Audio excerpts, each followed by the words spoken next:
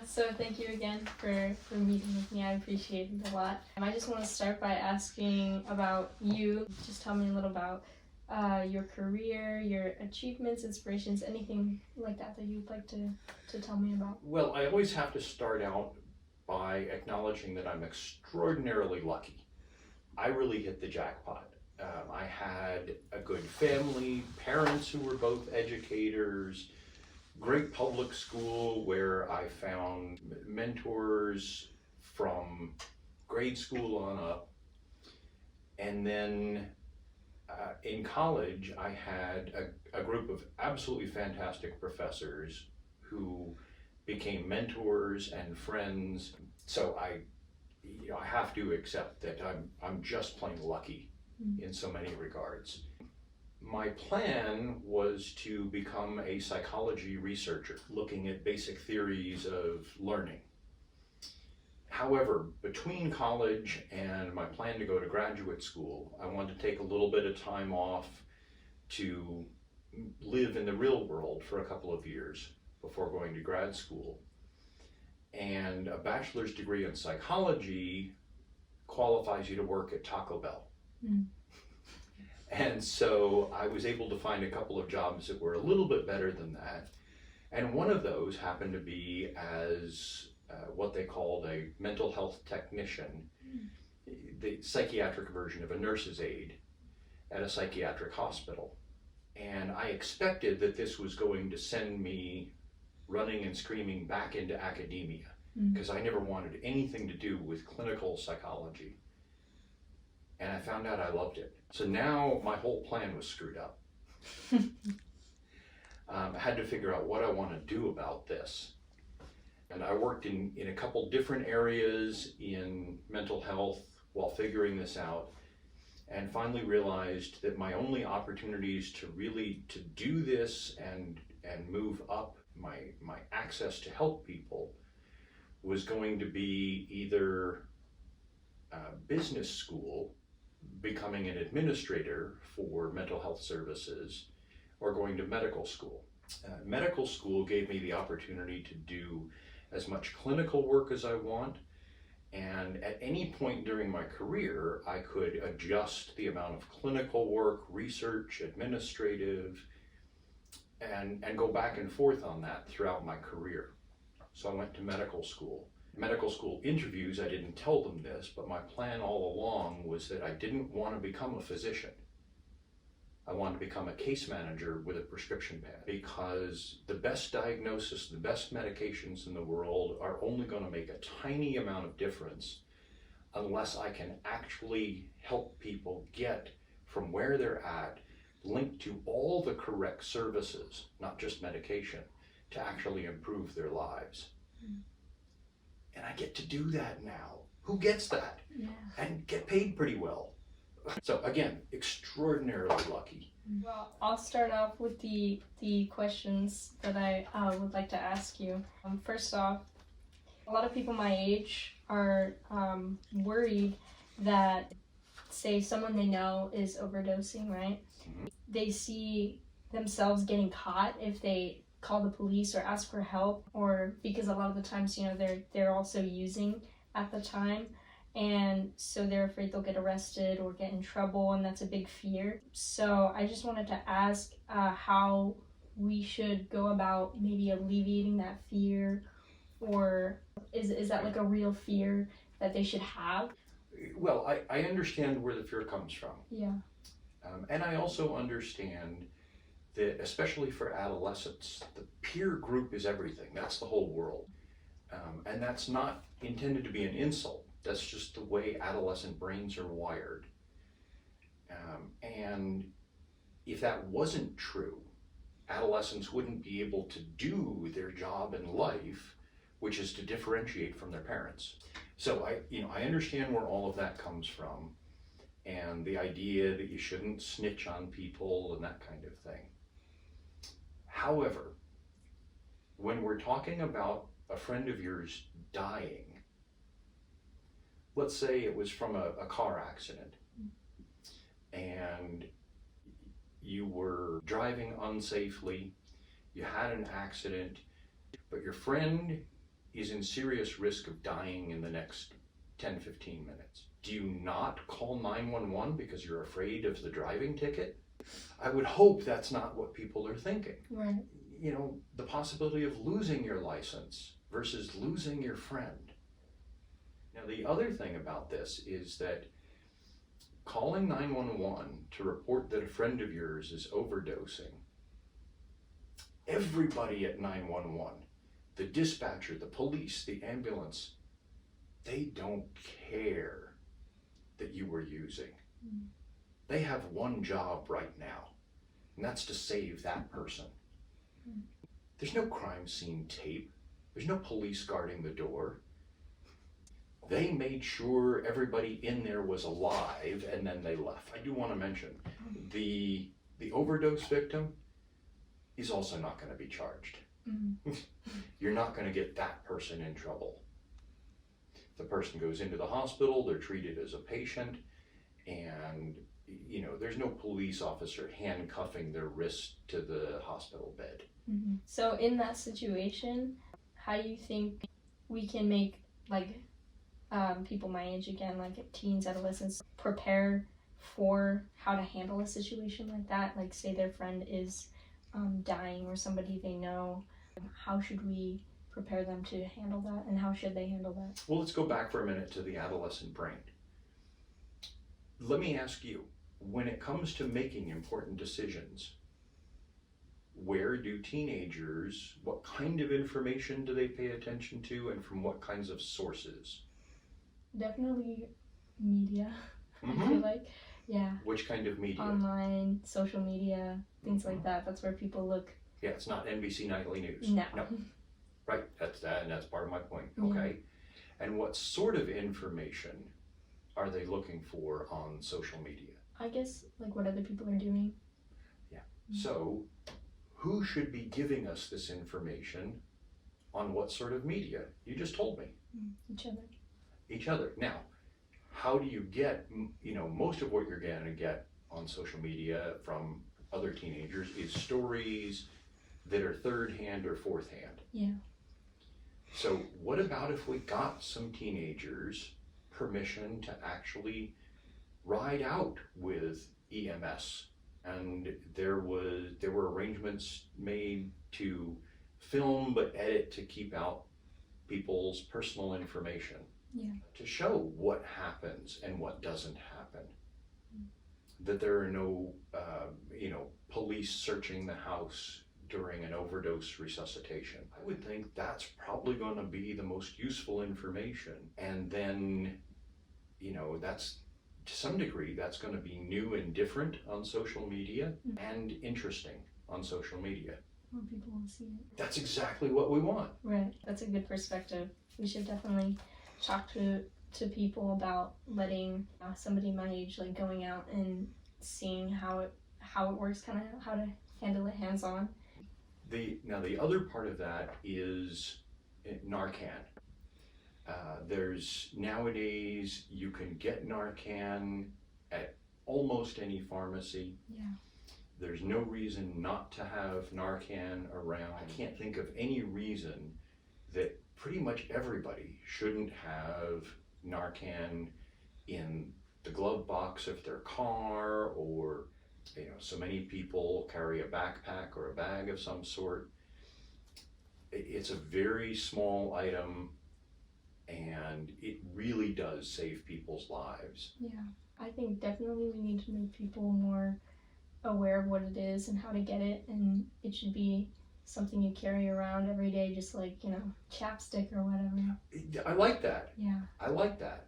Let's make it a companion to lip balm. Mm-hmm. I wanted to ask you about lowering the demand or need for opioids, kind of diminishing the market, because it's so cheap. Fentanyl is so cheap and easy to produce, and that's a big reason, as you know, why it's everywhere. So kind of going to like the root cause of this issue, how do you think we can decrease the demand for it? This is going to get a little bit long. That's okay. You know, no business or trade exists without a market. Yeah. And once the market goes away, the business, the trade, the product dries up. Mm-hmm. And ultimately, that's what we've got to do. Interdiction efforts at the border, prosecuting dealers, all of that is important, but none of that is actually going to change the market. So when we think about the market for opioids, well, why is there a market for opioids to begin with? Opioids, whether they're legal or illegal, exist because of needs that are not being met in some other way. And so nobody wakes up one day, looks at their calendar and says, oh, today's the day I start abusing heroin and fentanyl. I hope not. Let's pretend they don't. Okay. Yeah. So first of all, opioids are intended to treat pain. But there's also poverty and trauma and emotional turmoil that are all forms of pain. Now, when it comes to experiencing physical injury or illnesses that involve moderate or severe pain, the opioids work, at least in most cases. Mm-hmm. They work. And that's why they're still produced. That's why they're still produced for prescription. Mm-hmm. They're actually not needed in most of the situations of moderate pain, but they're often prescribed anyway for a whole variety of reasons. So the pain itself is real. Then a patient comes in stating they have pain, wanting treatment for that. Very often the patient is stating that non-opioid pain relievers didn't work. Acetaminophen, ibuprofen, Tylenol, and Advil. However, often they do work. The patient may not have been adequately educated on how to use them most effectively. But by the time the patient comes into the doctor saying, I have pain and these things didn't work, they're somewhat agitated and frustrated and impatient at that point. Add to that the fact that the doctor's visit doesn't provide any time to explore these options. Because of the way the healthcare system is arranged and financed, the average amount of time that a doctor has to spend in front of a patient, in most cases, is about 7 minutes. In that time, there's no option to really discuss all of the other options that are available, the pros and cons of other kinds of treatments. And so then the doctor is thinking, okay, well, maybe I need to refer this patient to physical therapy or a pain management clinic. But that's going to take weeks to months. And the patient deserves some relief now. So, okay, the doctor says, I'll prescribe you something, a low-level opioid, and warns you not to take it unless you absolutely need it. But the patient already came in saying, I absolutely need this. So that conversation's kind of lost. And the process for getting these other referrals going takes a long time.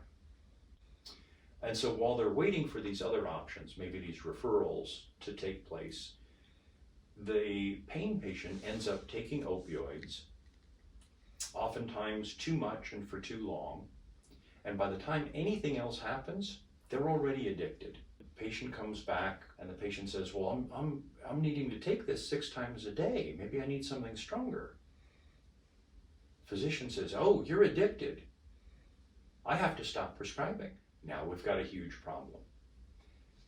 At this point, the patient has a higher experience of pain than before the prescription took place. Now, just by the way all of biology works, the body attempts to balance this out by increasing the number of pain receptors that are operating, because it's being artificially reduced and pushed down by the opioids. So the body produces more or more highly effective pain receptors. So now the doctor says, well, you're addicted, I have to take this medication away from you. The patient actually experiences more pain than before they ever started. Now, definitely, the Tylenol and Advil aren't going to work. Yeah.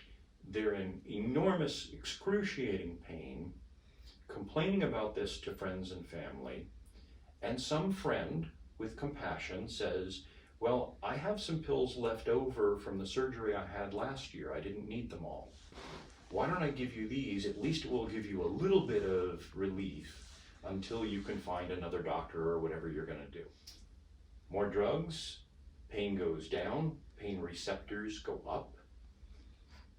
When they run out of those pills from that friend, now we're back in the same position, but it's even worse. And it's not long before all the friends with pills run out. And now there's really no other option for this patient except to go making purchases of illegally obtained opioids, heroin or fentanyl, or what they think is oxycodone, but it's been made to look like an oxycodone pill, and it's actually fentanyl, and they don't know that, and they were used to taking 3 oxycodone pills, and now they're dead. You can see how all that leads somebody who never intended to be addicted into buying illegal drugs. But now there's the whole other area of life: poverty, trauma, emotional turmoil, cold, hunger, fear. None of these are helped by Tylenol or Advil, but the opioids do make them feel more bearable. And so we've got people who are using opioids to deal with all of these other types of pain that are real, but they're not caused by physical injury or illness. How do we reduce the amount of poverty, trauma, emotional turmoil, cold, hunger, and fear? It might be therapy, assisting them to find housing, simply getting them clothes. They need food, they need clothes, they need housing. They need safe housing. For somebody who has been physically attacked, sexually abused on the street, the idea of going into a homeless shelter that's filled with all the people who did this to them doesn't sound appealing. So trying to find ways to reduce those unmet needs for which they're currently using opioids. I don't know if that makes any sense, but that's how I think of it. Yeah. So, what do you think are some effective harm reduction strategies, say people are using, that people could take into account to avoid an overdose? We have to think about, if we're specifically talking about adolescents and teens, right? Then we have to go back and again think about the adolescent brain. The ways to help them avoid these problems have to take into account their adolescent brain. Back in what's your ancient history of the 1980s, we had the Just Say No campaign. Oh, right. You've heard of that? Yeah. Okay. That's impressive. We spent millions and millions of dollars on this, and it was all based on the idea if we just teach young people to say no. Has that ever worked in the history of mankind? No. Especially teenagers. Right. Yeah. Right. And so telling people we should just not do that has never worked. It never will. And you're competing against the people and the kinds of information that they actually do pay attention to, which is stories from their peers.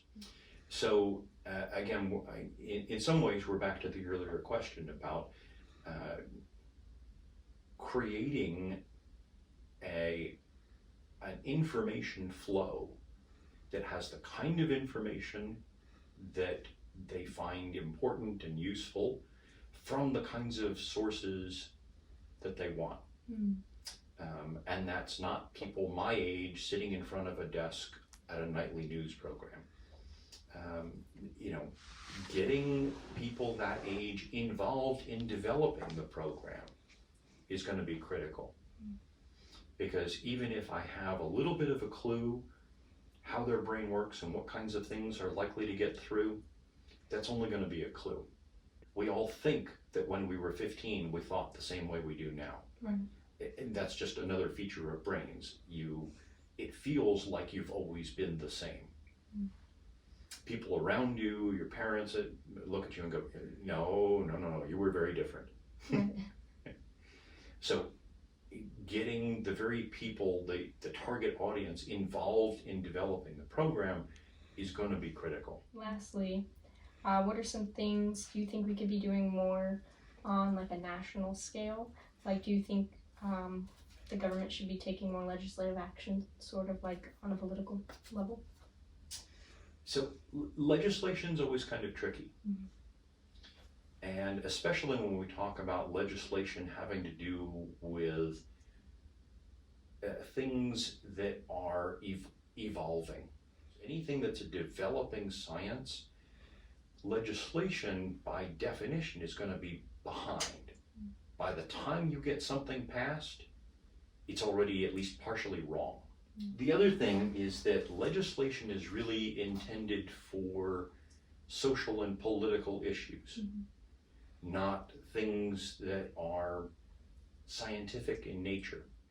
And so when it comes to voting on legislation, the legislators themselves have their own ideas about where this comes from and what should be done about it that may not have anything to do with the science that we currently have about it. And the people who vote for those legislators have ideas on what should or shouldn't be done that are very often completely divorced from the science on the topic. Legislation tends to be fraught with unintended consequences. So let me ask you, what would happen if legislators were writing down in law what blood pressure medicine should be used when somebody's first diagnosed with high blood pressure? It's not like they're really their job to know that. It's more of a medical professional. It's not their job. They don't have the background for it. And by the time they get around to deciding it, the science has probably changed. Yeah. And it attempts to presume that any government body is going to know what's right for every patient, which is just ludicrous. So trying to do it through legislation, probably not going to be the most useful, except I think there's one form of legislation that actually can work in these kinds of situations. And that's legislation that funds the people who are doing the research and applying the research in a thoughtful and scientific manner. So for instance, we've had amazing benefits from funding things like the National Institutes of Health, the Substance Abuse and Mental Health Services Administration, the CDC, the FDA, legislation that increases access to behavioral health services, substance use services, to Narcan. Somebody's paying for all that Narcan that we're getting, right?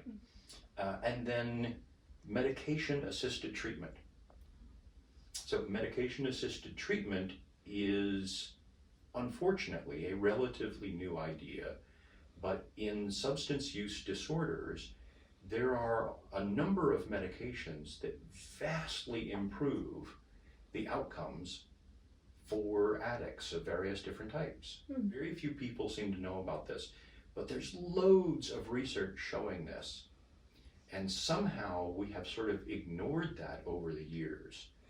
We're now getting, especially in states like California, we're getting funding to develop programs that get medication-assisted treatment to the patients.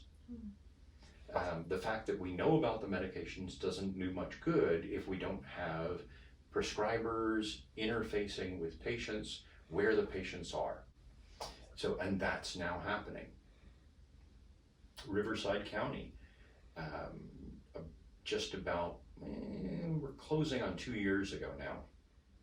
Our behavioral health department hired somebody who is a specialist in medication-assisted treatment for substance use disorders as not only a doctor to be treating patients, but as one of the leaders of our psychiatry residency. They now have access to one of these experts to become experts themselves on providing medication-assisted treatment.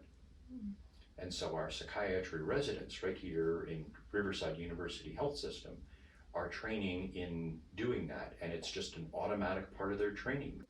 So I'm really excited about that. Is there anything else that you'd like to add or speak on or talk about?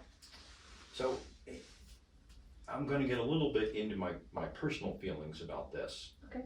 It makes me kind of furious when people talk about mental illness or homelessness or substance use disorders as if there's something to just get over. Right. When it comes to depression, people say, well, when I lost my job when I was 32 or whatever, and I was really depressed, but 2 months later, I got a job that was even better and paid more, was closer to home, was everything I wanted it to be. It's unfortunate that we use the same word for that kind of depression as for major depressive disorder. I've had a bunch of patients who can't get out of bed for weeks or months on end, nearly unconscious from the level of depression. That's not something you just get over.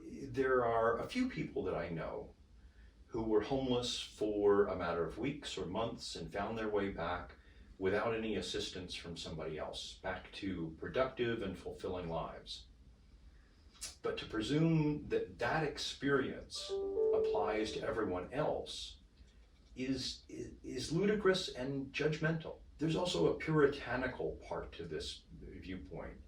In this country, a lot of times you hear people suggesting that recovery from whatever, whether it's medical illness, substance use, mental illness, that somehow it's only honorable if you do that by suffering deeply and with as little help as possible.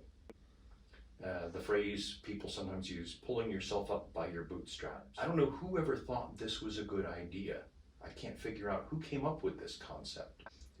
How is this compassionate, humane, or even helpful to the community overall? Then there are the people who think that holding up a sign asking for donations, that those people are actually rich. I hear all the time, oh, he's making perfectly good money. He's probably making more money than me. What? Do they really think that there are people out there, standing out there in the rain, the cold, or the searing heat, holding up a sign at the freeway off-ramp, knowing that they're going to be rousted by the police because it's a better job than the one you have? I find myself asking those people, saying, great, that's wonderful that you think that. Prove it. Go do that for a month and document your experience. Yeah. But I see this all the time in whether it's social media comments or in comments on news reports or just people that I meet on the street. In regards to those kinds of responses, I find myself asking, instead of being judgmental and puritanical, how about instead we focus on being humane and helpful? Not only will it actually reduce some of these societal problems much more, we'll be teaching each other and teaching our children that helping someone is the greater good. And that ultimately will only lead to more compassion and more humanity in our community. Personally, I think that leads to a better world for all of us. That's my sermon for today. Thank you. I think that's all I have. Okay. Yeah, thank you so much. You're welcome.